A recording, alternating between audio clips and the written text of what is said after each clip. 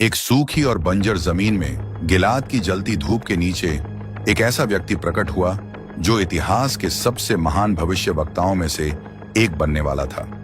आज भी उसका नाम एलियाह तिशबी लोगों के बीच प्रसिद्ध है।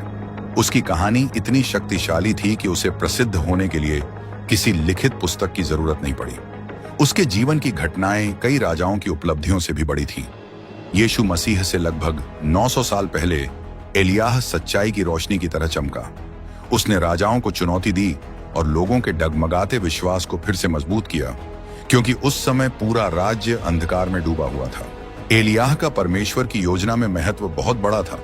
इसका प्रमाण मलाकी अध्याय 4 वचन 5 में मिलता है, जहां लिखा है, देखो मैं तुम्हारे पास भविष्यवक्ता एलियाह को भेजूंगा उस दिन से पहले जो महान और भयानक होगा जब प्रभु आएगा। यह भविष्यवाणी सबके दिलों में गूंज रही थी और लोग इस परमेश्वर के संदेशवाहक के लौटने का इंतजार कर रहे थे। उसका आना एक रहस्य था जिससे वह और भी रहस्यमय लगने लगा। बाइबल में लिखा है कि वह गिलाद से आया था, लेकिन उसके परिवार और जड़ों के बारे में ज्यादा कुछ नहीं बताया गया।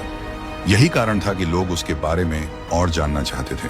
अगर आपको बाइबल की यह बातें पसंद आती हैं तो कृपया हमारे चैनल को सब्सक्राइब करें और बेल आइकॉन को दबाना न भूलें ताकि आप हमारी आने वाली वीडियो देख सकें।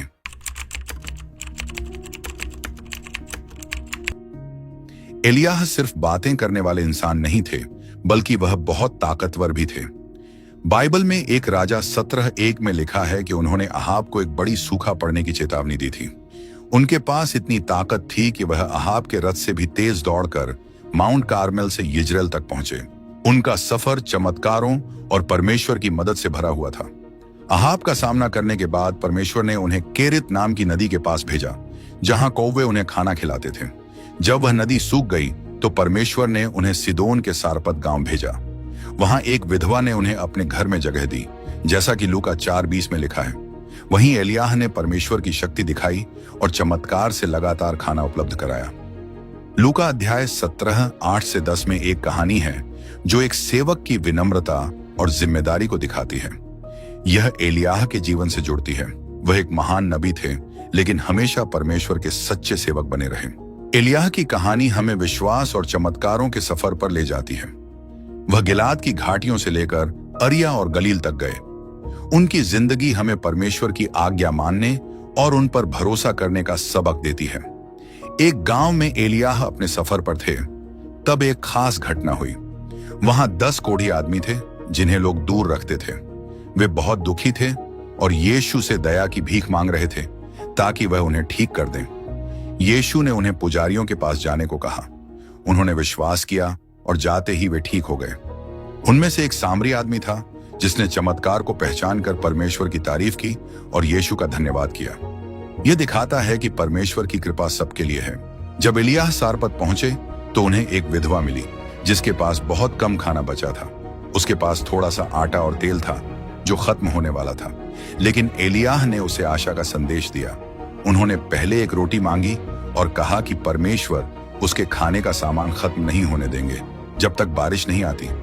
ये बात उस विधवा के विश्वास की परीक्षा थी कि क्या वह परमेश्वर पर भरोसा रखेगी। लेकिन उस विधवा का बेटा बहुत बीमार हो गया। जब वह हालत बहुत खराब हो गई तो उसकी मां बहुत दुखी हो गई और एलियाह से सवाल करने लगी। यह दिखाता है कि जब लोग दर्द में होते हैं तो वे परेशान हो जाते हैं। एलियाह को उस पर दया आई और उन्होंने परमेश्वर की शक्ति पर भरोसा किया। वह लड़के को अपने कमरे में ले गए और परमेश्वर से प्रार्थना करने लगे। उन्होंने लड़के के ऊपर झुककर गहराई से परमेश्वर से दुआ की। फिर चमत्कार हुआ, लड़के में फिर से जान आ गई। उसकी मां ने जब यह देखा तो समझ गई कि एलियाह सच में परमेश्वर के आदमी हैं और जो कुछ वह कहते हैं वह सच्चाई है। यह चमत्कार एलियाह के काम को और मजबूत कर गया और दिखाया कि परमेश्वर सबसे कठिन समय में भी दया करते हैं। विधवा का विश्वास फिर से लौट आया और यह चमत्कार माउंट कार्मेल पर परमेश्वर की शक्ति का सबूत बना। अब एलियाह के सामने एक और चुनौती थी। जमीन पर सूखा पड़ा था और परमेश्वर ने उन्हें अहाब के पास जाने को कहा। परमेश्वर ने वादा किया कि वह बारिश भेजेंगे। यह पल सच्चे विश्वास और मूर्ति पूजा के बीच एक बड़े टकराव की तैयारी थी। उसी समय अहाब सामरिया में भयंकर अकाल का सामना कर रहा था।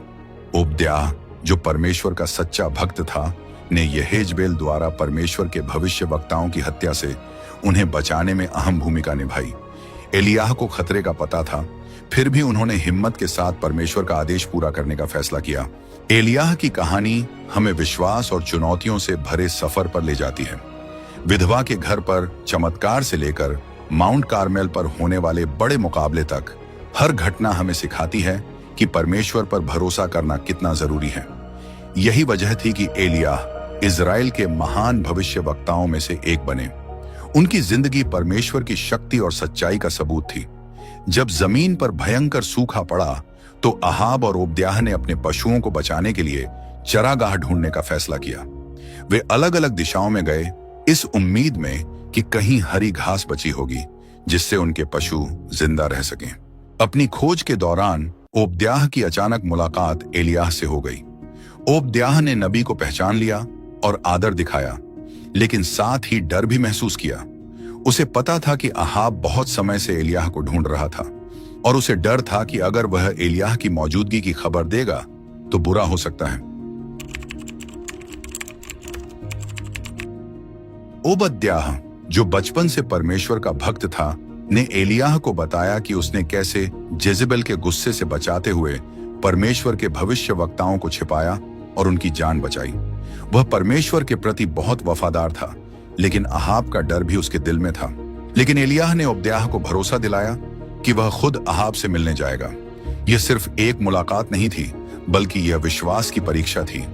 यह माउंट कार्मेल पर होने वाले एक बड़े मुकाबले की तैयारी थी। ओबद्याह ने एलियाह की बात मानी और अहाब के पास जाकर उनकी मौजूदगी की खबर दी। जब अहाब ने एलियाह से मुलाकात की तो उसने एलियाह पर इजराइल की परेशानियों का कारण होने का आरोप लगाया, लेकिन एलियाह ने साफ मना कर दिया और कहा कि असली वजह मूर्ति पूजा और परमेश्वर की आज्ञा न मानना है।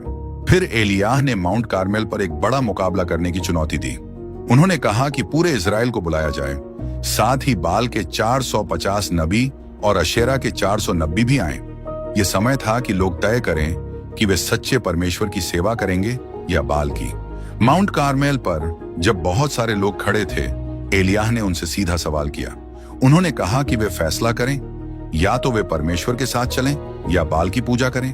अब फैसला करने का समय आ गया था। यह परीक्षा आसान लेकिन बहुत शक्तिशाली थी। 2 बैल लाए गए, एक बाल के भविष्यवक्ताओं के लिए और दूसरा एलियाह के लिए।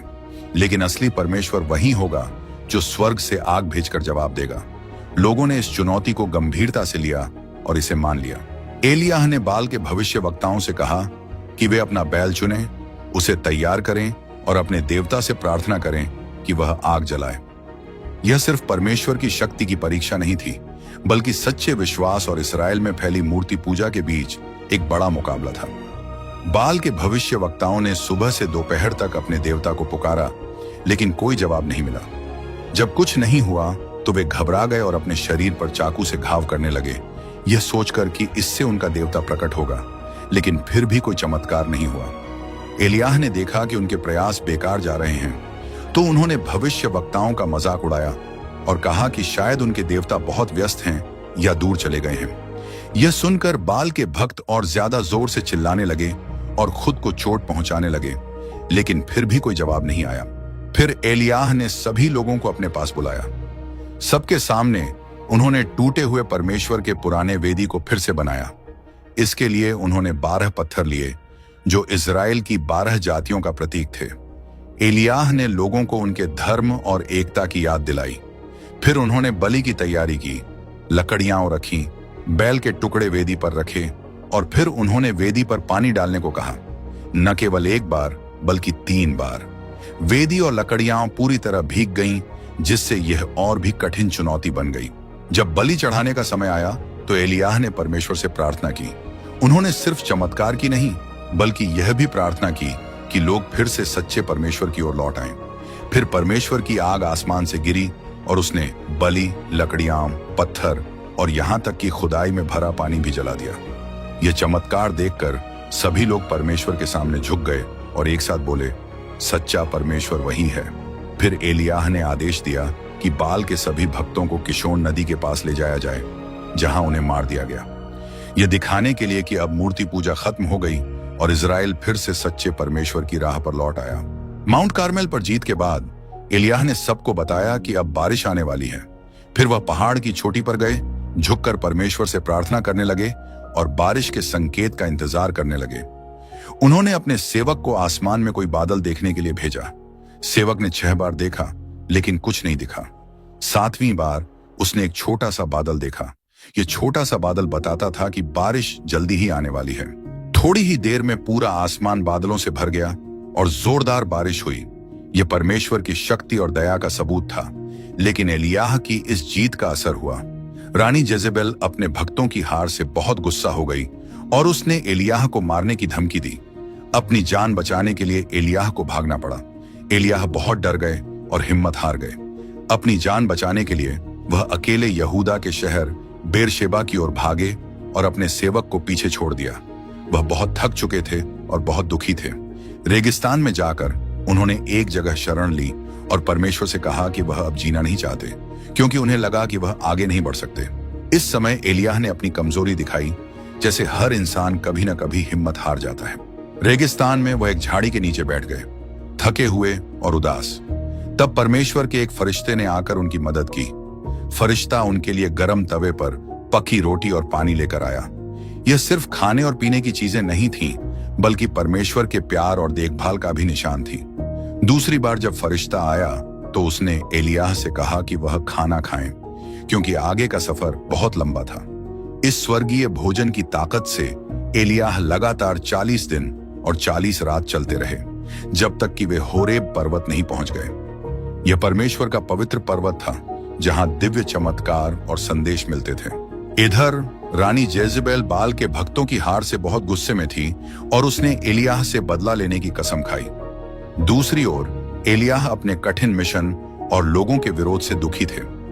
वह होरेब पर्वत की एक गुफा में छिप गए। यही गुफा उनकी आत्मा की परीक्षा और परमेश्वर से गहरे संवाद की जगह बनी। गुफा में परमेश्वर ने एलियाह से पूछा, तुम यहां क्यों आए हो? एलियाह ने उत्तर दिया कि वह परमेश्वर के लिए पूरी मेहनत और ईमानदारी से काम कर रहे थे, लेकिन फिर भी अकेले और उदास महसूस कर रहे थे। उन्होंने खुलकर अपना दुख परमेश्वर से बताया। इससे उनकी गहरी आस्था और इजराइल की कठिन स्थिति का पता चला। फिर परमेश्वर ने अपनी उपस्थिति दिखाई, लेकिन न जोरदार हवा, न भूकंप और न ही आग के जरिए। इसके बजाय उन्होंने धीमी और कोमल आवाज में बात की, यह दिखाने के लिए कि परमेश्वर सिर्फ बड़े चमत्कारों में ही नहीं, बल्कि शांत और साधारण पलों में भी मौजूद होते हैं। जब एलियाह ने यह धीमी आवाज सुनी तो उन्होंने आदर से अपना चेहरा अपने कपड़े से ढक लिया और गुफा से बाहर आए। परमेश्वर ने फिर से उनसे पूछा, तुम यहां क्यों आए हो? एलियाह ने पहले की तरह जवाब दिया कि वह पूरी मेहनत से परमेश्वर के लिए काम कर रहे थे, लेकिन फिर भी अकेले और उदास थे। इस पर परमेश्वर ने उन्हें एक नया आदेश दिया। उन्होंने कहा कि एलियाह दमिश्क के रेगिस्तान में वापस जाएं और हजाएल को सीरिया का राजा, यहू को इजराइल का राजा और एलीशा को अपना अगला भविष्यवक्ता बनाएं। यह सिर्फ एलियाह के काम को आगे बढ़ाने का संकेत नहीं था, बल्कि इजराइल के लिए परमेश्वर की नई योजना की शुरुआत थी। परमेश्वर ने एलियाह को बताया कि इस्राएल में 7,000 लोग अब भी सच्चे परमेश्वर के भक्त हैं और उन्होंने बाल की पूजा नहीं की। यह सुनकर एलियाह को सांत्वना और आशा मिली। उन्हें एहसास हुआ कि वह अकेले नहीं हैं, बल्कि कई लोग अभी भी परमेश्वर के प्रति वफादार हैं। सिनाई पर्वत पर परमेश्वर के दर्शन से एलियाह पूरी तरह बदल गए। उन्हें सिर्फ नए आदेश ही नहीं मिले, बल्कि यह भी यकीन हो गया कि परमेश्वर का काम उनके बाद भी चलता रहेगा। यह समझकर एलियाह ने परमेश्वर के आदेशों को पूरा करने के लिए यात्रा शुरू की। सबसे पहले उन्होंने शाफात के बेटे एलीशा को खोजा, जो खेत में हल चला रहे थे। एलियाह ने अपना चोगा एलीशा पर डाल दिया, जो यह दिखाने का तरीका था कि अब भविष्यवाणी की जिम्मेदारी एलीशा को दी जा रही है। एलीशा ने इस पल की महत्वता को समझा और अपना सब कुछ छोड़कर एलियाह के साथ चल पड़े। इस तरह इस्राएल में एक नए भविष्यवाणी युग की शुरुआत हुई। जब एलियाह ने एलीशा को बुलाया तो एलीशा ने अपने माता पिता से विदा लेने की अनुमति मांगी। यह दिखाता था कि वह अपने परिवार के लिए आदर और प्यार रखते थे। यह पल उनके पुराने जीवन को छोड़ने और नए जीवन की शुरुआत का संकेत था। एलियाह ने इस गहरे भाव को समझा और एलीशा को अपने दिल की सुनने की अनुमति दी। फिर एलीशा ने अपने बैलों की बलि दी और उनका मांस लोगों में बांट दिया। यह पुराने जीवन को अलविदा कहने और परमेश्वर की सेवा में आने का एक प्रतीकात्मक संकेत था। इस तरह उन्होंने एक भविष्यवक्ता के रूप में अपने नए सफर की शुरुआत की। एलियाह से एलीशा की यह मुलाकात सिर्फ एक आम भेंट नहीं थी, बल्कि एक बदलाव का पल था। जब एलीशा ने एलियाह का चोगा स्वीकार किया तो उन्होंने परमेश्वर की सेवा और भक्ति के रास्ते पर चलने का फैसला किया। यह निर्णय उनके पूरे जीवन को बदलने वाला था। इसके बाद एलीशा दमिश्क पहुंचे। वहां सीरिया के राजा बिन हदद बहुत बीमार थे। राजा को यह जानना था कि वह ठीक होंगे या नहीं, इसलिए उन्होंने हजाएल को उपहारों के साथ एलीशा के पास भेजा ताकि वह परमेश्वर का संदेश जान सकें। जब एलीशा और हजाएल मिले तो यह मुलाकात बहुत गहरे अर्थ और भविष्य के बड़े बदलावों से भरी थी। एलीशा ने एक रहस्यमय भविष्यवाणी की। उन्होंने कहा कि बिन हदद की बीमारी ठीक हो जाएगी, लेकिन फिर भी उसकी मौत होगी। एलीशा की इस भविष्यवाणी ने सिर्फ राजा के भविष्य को ही नहीं, बल्कि परमेश्वर की जटिल योजना और हजाएल की भूमिका को भी दिखाया। जब एलीशा ने हजाएल के भविष्य को देखा तो वह रोने लगे, क्योंकि उन्हें दिखा कि हजाएल इजराइल के लोगों को बहुत दुख देगा। यह भविष्य उन्हें बहुत दुखी कर गया। हजाएल यह देखकर हैरान थे। वह नहीं समझ पाए कि एलीशा क्यों रो रहे थे। जब एलीशा ने कहा कि हजाएल राजा बनेगा और बड़ी क्रूरता करेगा, तो हजाएल ने आश्चर्य से पूछा, क्या मैं ऐसा कर सकता हूं? लेकिन एलीशा ने साफ कहा कि यह वही था जो परमेश्वर ने प्रकट किया था। इसके बाद हजाएल बिन हदद के पास लौटे और जल्द ही राजा की मौत हो गई, जिससे एलीशा की भविष्यवाणी सच हो गई। अहाब नाबोत के अंगूर के बाग को लेना चाहता था ताकि उसे एक बगीचे में बदल सके। उसने नाबोत को पैसे देने या दूसरा बाग देने का सुझाव दिया, लेकिन नाबोत ने मना कर दिया, क्योंकि यह उसके पूर्वजों की विरासत थी और वह परमेश्वर के नियमों का पालन करता था। अहाब बहुत नाराज और दुखी होकर अपने महल लौट आया। उसकी नाराजगी ने दिखाया कि वह कैसा इंसान था और उस समय इजराइल में कितनी बुरी बातें हो रही थीं। अहाब की पत्नी जेजेबेल ने उससे कहा कि राजा को जो चाहिए वह उसे लेना चाहिए। वह चालाक और बुरी थी। उसने नाबोत का बाग पाने के लिए एक गलत योजना बनाई और न्याय व नैतिकता की परवाह नहीं की। जेजेबेल ने एक चालाक योजना बनाई। उसने अहाब के नाम से चिट्ठियां लिखी और उन पर राजा की मुहर लगाई। फिर उसने ये चिट्ठियां नाबोत के शहर के नेताओं को भेजी। इन चिट्ठियों में लिखा था कि वे उपवास का ऐलान करें और नाबोत पर झूठा मुकदमा चलाएं। उसने नाबोत पर परमेश्वर और राजा का अपमान करने का झूठा आरोप लगाने को कहा, जो उस समय मौत की सजा का जुर्म था। जेजेबेल की योजना पूरी तरह से कामयाब हुई। पहले नाबोत को आदर दिया गया, फिर सबके सामने उसे अपमानित किया गया। शहर के नेताओं ने रानी के कहे अनुसार झूठे गवाह खड़े किए, जिन्होंने नाबोत पर गलत आरोप लगाए। यह क्रूर साजिश थी जिससे नाबोत को पत्थर मार मार कर मार दिया गया। जेजेबेल की चाल कामयाब हो गई और नाबोत को गलत तरीके से दोषी ठहराकर मार दिया गया। उसकी मौत राजा की लालच और बेईमानी का नतीजा थी। नाबोत की हत्या बहुत बड़ा अन्याय था और राजा अहाब के राज में इजराइल का बुरा समय दिखाती थी। जब नाबोत को मार दिया गया तो जेजेबेल ने जल्दी से अहाब को बताया कि अब बाग उसका हो सकता है। नाबोत की मौत के बाद अहाब ने बिना किसी झिझक के बाग पर कब्जा कर लिया। यह दिखाता था कि वह पूरी तरह बुराई के रास्ते पर चल पड़ा था और जेजेबेल की गलत बातों को मान रहा था। जैसे ही अहाब नाबोत के बाग में गया और उसे अपना बना लिया, परमेश्वर का संदेश एलियाह को मिला। परमेश्वर ने एलियाह से कहा कि वह अहाब का सामना करे और उसे बताए कि उसने हत्या और जबरदस्ती बाग लेने का पाप किया है। अहाब और एलियाह का यह आमना सामना बहुत गंभीर और धार्मिक टकराव का समय था।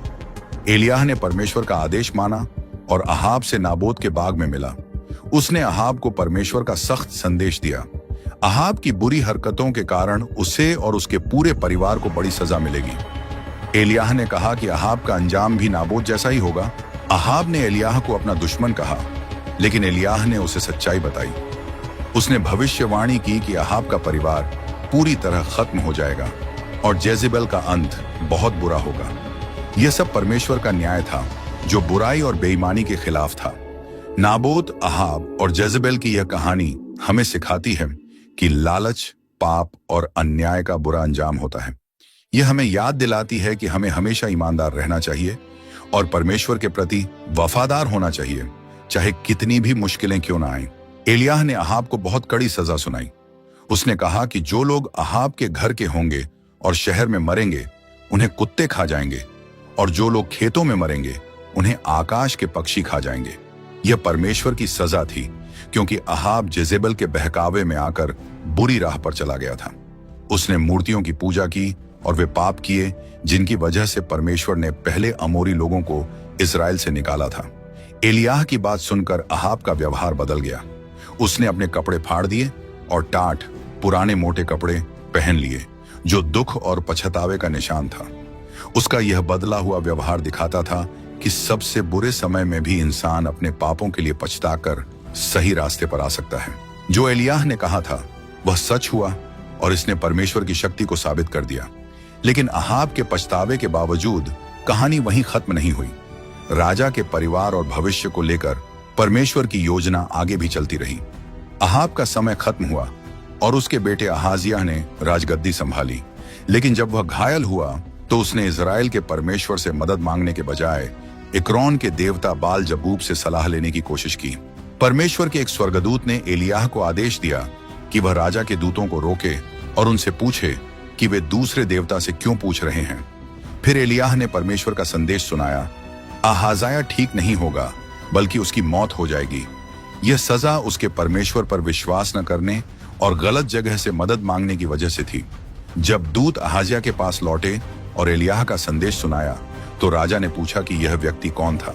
जब दूतों ने उसका हुलिया बताया तो अहाजिया समझ गया कि यह तिशबी का एलियाह था। अहज्याह ने एलियाह का सामना करने के लिए एक सेनापति को 50 सैनिकों के साथ भेजा, लेकिन एलियाह जो परमेश्वर का सच्चा भविष्यवक्ता था अपनी जगह डटा रहा। उसने कहा कि अगर वह सच में परमेश्वर का आदमी है तो आसमान से आग गिरेगी और सेनापति व उसके सैनिक जलकर खाक हो जाएंगे। और ऐसा ही हुआ। इससे फिर साबित हुआ कि परमेश्वर की शक्ति सबसे बड़ी है और उसके भविष्यवक्ताओं की बात के आगे राजा भी कुछ नहीं कर सकते। राजा अहाजिया की जिद के कारण उसने तीसरी बार एक सेनापति को 50 सैनिकों के साथ एलियाह को पकड़ने भेजा। लेकिन इस बार सेनापति बाकी दो से अलग था। उसे पता था कि एलियाह के पास परमेश्वर की शक्ति है, इसलिए वह बहुत आदर और विनम्रता से उसके पास गया। उसने घुटनों के बल बैठकर एलियाह से विनती की कि वह और उसके सैनिकों की जान बख्श दे। परमेश्वर की शक्ति को पहचानते हुए परमेश्वर के एक स्वर्गदूत ने एलियाह से कहा कि वह बिना डर इस सेनापति के साथ चला जाए। यह घटना दिखाती है कि जब कोई इंसान विनम्रता और सच्चे दिल से परमेश्वर की शक्ति को मानता है तो हालात बदल सकते हैं, चाहे स्थिति कितनी भी मुश्किल क्यों ना हो। अहाब की लालच और जेजेबेल की चालाकी से नाबोत का बाग लेने की यह कहानी अन्याय और भ्रष्टाचार को दिखाती है। अहाब और एलियाह की नाबोत के बाग में हुई मुलाकात हमें याद दिलाती है कि परमेश्वर का न्याय हमेशा इंसानों की बुरी योजनाओं पर भारी पड़ता है। अहाब के सच्चे पछतावे को देखकर परमेश्वर ने उसकी सजा को कुछ समय के लिए टाल दिया। यह दिखाता है कि परमेश्वर दयालु हैं और जब कोई दिल से पछतावा करता है तो वह उसे माफ करने के लिए तैयार रहते हैं। एलियाह और अहाजिया की कहानी हमें एक गहरी सच्चाई सिखाती है। शिष्य अपने गुरु से बड़ा नहीं होता और सेवक अपने स्वामी से ऊपर नहीं होता।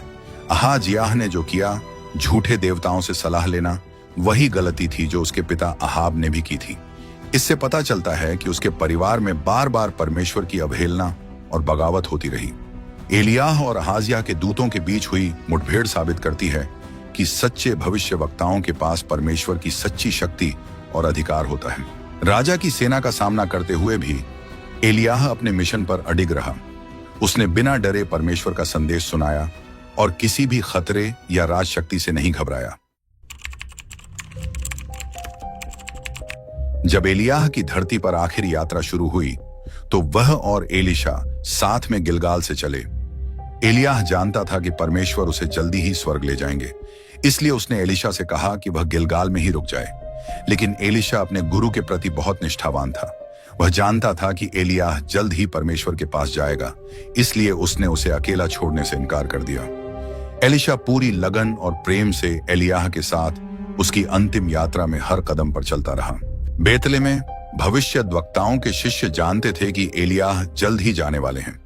उन्होंने एलिशा से पूछा कि क्या वह एलियाह के साथ रहना चाहता है। एलिशा को सब पता था, लेकिन उसने उन्हें चुप रहने के लिए कहा क्योंकि यह एक पवित्र पल था और वह शांति बनाए रखना चाहता था।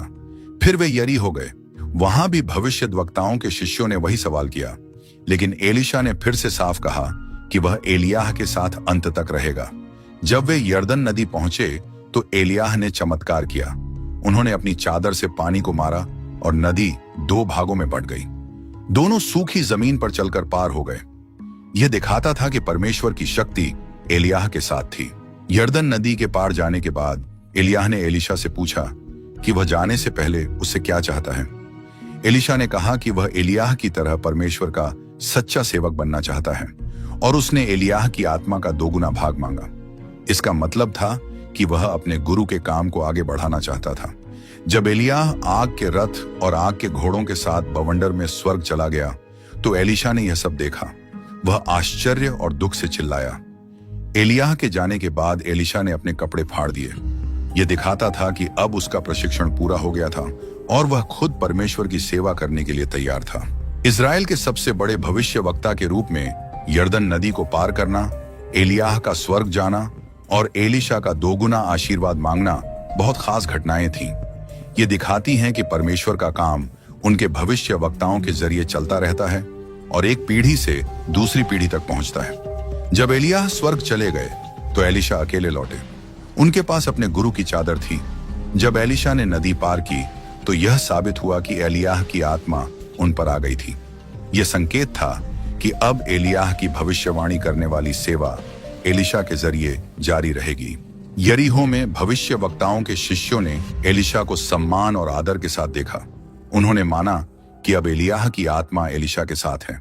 यह दिखाता था कि अब एलीशा इस्राएल के सबसे बड़े भविष्यवक्ता बन गए थे। हालांकि एलीशा को एलियाह का उत्तराधिकारी माना गया, फिर भी भविष्यवक्ताओं के शिष्यों ने एलियाह को खोजने की इच्छा जताई। गुरु स्वर्ग चले गए हैं, इसलिए पहले उन्होंने मना किया, लेकिन जब वे बार बार बोले तो उन्होंने अनुमति दे दी। लेकिन खोज बेकार गई, जिससे साबित हुआ कि एलियाह सच में स्वर्ग चले गए थे। एलियाह ने अहाब के परिवार पर जो भविष्यवाणी की थी वह यहू के समय में पूरी हुई। यहू ने एलियाह के शब्दों को सही मानकर अहाब के पूरे परिवार को खत्म कर दिया। यह परमेश्वर के न्याय को पूरा करने का तरीका था। यहू ने इस्राएल को अहाब के परिवार के बुरे प्रभाव से बचाने के लिए कड़ा कदम उठाया। उसने जैजरील में अहाब के सभी रिश्तेदारों और साथियों को मार दिया। वह परमेश्वर के आदेश को पूरा करने में बहुत सख्त था। यह समय इस्राएल में बड़े बदलाव और सफाई का था। जब यहू सामरिया जा रहा था तो उसे यहूदा के राजा अहाजिया के भाई मिले। यहू ने उन्हें पकड़ने का आदेश दिया और बिना किसी संकोच के उन्हें मार दिया, क्योंकि वह अहाब के परिवार से जुड़े सभी लोगों को खत्म करना चाहता था। यहू की मुलाकात योनादाब रेखाब के बेटे से हुई। योनादाब परमेश्वर के प्रति बहुत भक्त था।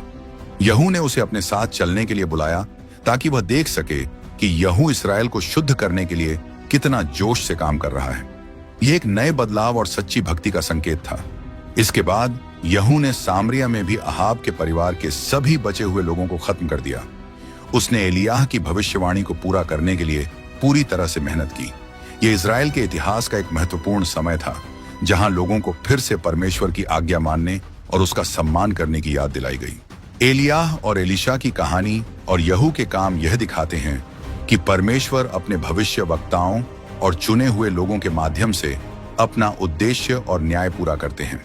यह कहानी हमें सिखाती है कि परमेश्वर के प्रति वफादार रहना बहुत जरूरी है, और अगर लोग मूर्ति पूजा और बुरे रास्ते पर चलेंगे तो इसके बुरे परिणाम होंगे। एलियाह और एलीशा का जीवन और उनका काम हमें यह दिखाता है कि परमेश्वर अपने लोगों की मदद कैसे करते हैं। यह हमें याद दिलाता है कि हमें परमेश्वर की आज्ञा माननी चाहिए, उन पर भरोसा करना चाहिए और उनकी सेवा में लगे रहना चाहिए। इन कहानियों से हमें यह भी समझ में आता है कि परमेश्वर और उनके भविष्यवक्ताओं के बीच एक खास रिश्ता होता है। यह रिश्ता विश्वास, समर्पण और कठिन समय में परमेश्वर की मदद से बना रहता है। ये कहानियां सिर्फ चमत्कारों और मुश्किलों को पार करने की नहीं हैं, बल्कि यह भी दिखाती हैं कि परमेश्वर के ये भविष्यवक्ता इंसान थे। वे परमेश्वर की शक्ति को महसूस करते थे, लेकिन उनके अंदर इंसानी कमजोरी भी थी। एलीशा ने जब एलियाह की चादर उठाई तो उन्होंने सिर्फ उनकी जगह नहीं ली, बल्कि इस्राएल में परमेश्वर के काम को आगे बढ़ाने की जिम्मेदारी भी संभाली। उनका काम चमत्कारों से भरा था, जो एलियाह के चमत्कारों जैसे थे। लेकिन एलीशा आम लोगों की मदद करने पर ज्यादा ध्यान देते थे। उन्होंने यरीहो का पानी शुद्ध किया और एक गरीब विधवा के तेल को बढ़ाया ताकि वह अपने परिवार का पेट भर सके। इससे साबित हुआ कि परमेश्वर की शक्ति सिर्फ न्याय करने के लिए नहीं, बल्कि दया और मदद के लिए भी थी। एलियाह से एलीशा तक काम का आना हमें एक जरूरी बात सिखाता है, परमेश्वर के काम में अगली पीढ़ी को तैयार करना। जैसे एलियाह ने एलीशा को सिखाया, वैसे ही एलीशा ने भी नए भविष्यवक्ताओं को तैयार किया। यह भविष्यवक्ताओं का एक समूह था जिसे भविष्यवक्ताओं का स्कूल कहा जाता था। यह हमें बताता है कि परमेश्वर का संदेश और उसका काम आगे बढ़ते रहना चाहिए। इसके लिए अच्छे नेताओं को तैयार करना जरूरी है ताकि वे परमेश्वर के वचन और उसके काम को दुनिया में फैलाते रहें। एलियाह और एलीशा की कहानी हमें सिखाती है कि परमेश्वर सब कुछ नियंत्रित करते हैं। जब इजराइल में राजा और उनके गलत काम लोगों को भटका रहे थे, तब परमेश्वर ने अपनी शक्ति दिखाकर सबको याद दिलाया कि वही सबसे बड़ा है और उसके वादे कभी नहीं टूटते। अपने भविष्यवक्ताओं के जरिए परमेश्वर ने न केवल राजाओं और ताकतवर लोगों को चेतावनी दी, बल्कि आम लोगों की जरूरतें भी पूरी की। यह हमें सिखाता है कि परमेश्वर हमारी हर जरूरत को जानते हैं और हमारी देखभाल करते हैं। ये भविष्यवक्ता हमें सिखाते हैं कि हमें हर हाल में परमेश्वर पर विश्वास रखना चाहिए, चाहे मुश्किलें और दुख कितने भी बड़े क्यों ना हों। एलियाह और एलीशा को कई बार बहुत दुख और अकेलापन महसूस हुआ, लेकिन परमेश्वर ने उन्हें सांत्वना दी और हिम्मत भी दी। उनकी कहानियां हमें याद दिलाती हैं कि जब हम जीवन के सबसे मुश्किल समय से गुजरते हैं, तब भी हम अकेले नहीं हैं। परमेश्वर हमारे साथ होते हैं, हमें नई ताकत देते हैं और सही रास्ता दिखाते हैं। एलियाह और एलीशा का जीवन दिखाता है कि परमेश्वर अपने भक्तों और लोगों के प्रति हमेशा वफादार रहते हैं। वे हमें याद दिलाते हैं कि जीवन में कितनी भी मुश्किलें और अनिश्चितताएं हों, हमें भरोसा रखना चाहिए कि परमेश्वर हमारे साथ हैं और अपने अच्छे काम पूरे कर रहे हैं। वे हमें सिखाते हैं कि हमें परमेश्वर की बात माननी चाहिए, उनकी सेवा करनी चाहिए और उन पर गहरा विश्वास रखना चाहिए। हमारी मेहनत और भक्ति बेकार नहीं जाएगी। आखिर में हम परमेश्वर की महिमा और शक्ति को इस दुनिया में होते हुए देखेंगे। एलियाह और एलीशा की कहानियां सिर्फ पुराने समय के चमत्कार और विश्वास की बातें नहीं हैं, बल्कि वे हमें आज भी सिखाती हैं कि हम अपने आध्यात्मिक जीवन में क्या कर सकते हैं। इन भविष्यवक्ताओं की हर कहानी, हर चमत्कार और हर मुश्किल हमें अपना विश्वास परखने और सीखने का मौका देती है। इनकी जिंदगी से हमें सबसे बड़ी सीख मिलती है, प्रार्थना की ताकत और परमेश्वर पर भरोसा रखना। एलियाह और एलीशा हमेशा परमेश्वर से जुड़े रहते थे और हर काम में उनकी इच्छा पूछते थे। परमेश्वर के साथ उनके इस गहरे रिश्ते ने उन्हें हिम्मत और आत्मविश्वास दिया, चाहे हालात कितने भी कठिन क्यों ना हों। वे हमें याद दिलाते हैं कि असली ताकत हमारी नहीं, बल्कि परमेश्वर की होती है, और जब हम उन पर भरोसा रखते हैं तो हमारा जीवन सच में सफल और अर्थपूर्ण बनता है। इन भविष्यवक्ताओं की कहानी हमें सिखाती है कि नैतिकता और विश्वास में हिम्मत रखना बहुत जरूरी है। उस समय जब लोग सच्चे परमेश्वर को छोड़कर मूर्तियों की पूजा करने लगे थे और अन्याय बढ़ रहा था, तब एलियाह और एलीशा ने परमेश्वर पर अपना विश्वास मजबूत रखा। उन्होंने गलत चीजों का विरोध किया और लोगों को सही रास्ता दिखाया।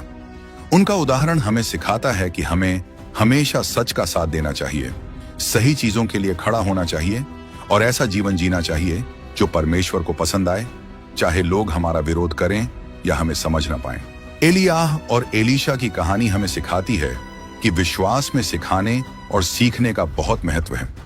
ज्ञान, अनुभव और अच्छी बातें आगे बढ़ाना जरूरी है ताकि परमेश्वर के भक्तों की संख्या और विश्वास मजबूत हो सके। जैसे एलियाह ने एलीशा को परमेश्वर का काम करने के लिए तैयार किया, वैसे ही हमें भी दूसरों की मदद करनी चाहिए, उन्हें सिखाना चाहिए और अपने विश्वास को उनके साथ बांटना चाहिए ताकि आने वाली पीढ़ियां भी मजबूत बने। इन भविष्यवक्ताओं का जीवन हमें यह भी सिखाता है कि परमेश्वर सबसे बड़े और शक्तिशाली हैं। उनकी हर मुश्किल और जीत में हमें दिखता है कि परमेश्वर अपने उद्देश्य पूरे कर रहे हैं। वे हमें याद दिलाते हैं कि परमेश्वर सब कुछ संभाल रहे हैं और जो लोग उनसे प्यार करते हैं और उनके रास्ते पर चलते हैं, उनके लिए वे हमेशा अच्छा ही करते हैं। एलियाह और एलीशा सिर्फ अपने समय में ही परमेश्वर के सेवक नहीं थे, बल्कि उनकी कहानियां आज भी हमें सिखाती हैं कि हमें गहरे विश्वास, हिम्मत और पूरी निष्ठा के साथ परमेश्वर पर भरोसा रखना चाहिए। वे हमें सिखाते हैं कि हम सिर्फ अपनी परेशानियों पर नहीं, बल्कि परमेश्वर की महानता पर ध्यान दें और उन्हीं में अपनी आशा, ताकत और जीवन का असली उद्देश्य खोजें। उनका जीवन हमारे लिए एक रोशनी की तरह है, जो हमें सच्चे और गहरे रिश्ते की ओर ले जाता है, उस परमेश्वर के साथ जो हमेशा एक जैसा रहता है, बीते कल में भी, आज भी और आने वाले कल में भी। एलियाह और एलीशा के जीवन को देखकर हमें खुद के बारे में सोचने और अपने विश्वास को मजबूत करने की सीख मिलती है। उनकी कहानियां सिर्फ चमत्कारों की नहीं हैं, बल्कि वे हमें यह भी दिखाती हैं कि कैसे वे अपनी कमजोरियों और मुश्किलों के बावजूद सच्चे दिल से परमेश्वर की इच्छा को पूरा करने की कोशिश करते रहे। उनका जीवन हमें सिखाता है कि हमें भी अपने विश्वास और परमेश्वर के प्रति अपनी निष्ठा को परखना चाहिए। प्रार्थना में धैर्य रखना भी एक बड़ी सीख है जो हम उनके जीवन से ले सकते हैं। खासकर एलियाह ने दिखाया कि सच्ची और लगातार की गई प्रार्थना कितनी शक्तिशाली होती है। जब उन्होंने बारिश के लिए प्रार्थना की तो यह बस एक साधारण निवेदन नहीं था, बल्कि परमेश्वर के वादे पर गहरा भरोसा था। यह हमें याद दिलाता है कि सच्ची प्रार्थना शब्दों की गिनती से नहीं, बल्कि हमारे विश्वास की गहराई और दिल की सच्चाई से होती है। इन भविष्यवक्ताओं की कहानियों से हमें विनम्रता की भी सीख मिलती है। परमेश्वर ने उनके द्वारा बड़े बड़े चमत्कार किए, लेकिन एलियाह और एलीशा ने कभी अपनी तारीफ नहीं की। उन्होंने हमेशा बताया कि सारी महिमा और ताकत परमेश्वर की है। आज के समय में जब लोग खुद को बड़ा दिखाने की कोशिश करते हैं, उनका उदाहरण हमें सिखाता है कि हमें विनम्र रहना चाहिए और यह मानना चाहिए कि हर अच्छा उपहार हमें परमेश्वर से ही मिलता है। परमेश्वर की वफादारी भी इन भविष्यवक्ताओं के जीवन से हमें बड़ी सीख देती है। हर मुश्किल, हर जरूरत और हर दुख के समय परमेश्वर ने उन्हें नहीं छोड़ा। उनकी यह वफादारी सिर्फ रक्षा और मदद में नहीं, बल्कि सही राह दिखाने और प्यार से सुधारने में भी नजर आई। जब हम अपनी मुश्किलों और परेशानियों का सामना करते हैं, तो एलियाह और एलीशा की स्टोरीज हमें भरोसा दिलाती हैं कि परमेश्वर हमेशा वफादार हैं। वह हमें कभी नहीं छोड़ते और न ही हमें अकेला छोड़ते हैं।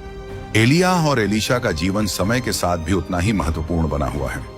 वे हमें सिखाते हैं कि हमें निडर विश्वास, लगातार प्रार्थना, सच्ची विनम्रता और परमेश्वर की वफादारी पर अटूट भरोसा रखना चाहिए। उनकी स्टोरी हमें प्रेरित करें और हमारे जीवन को बदलें, ताकि हम परमेश्वर के और करीब आ सकें और उनके प्रति और ज्यादा समर्पित हो सकें।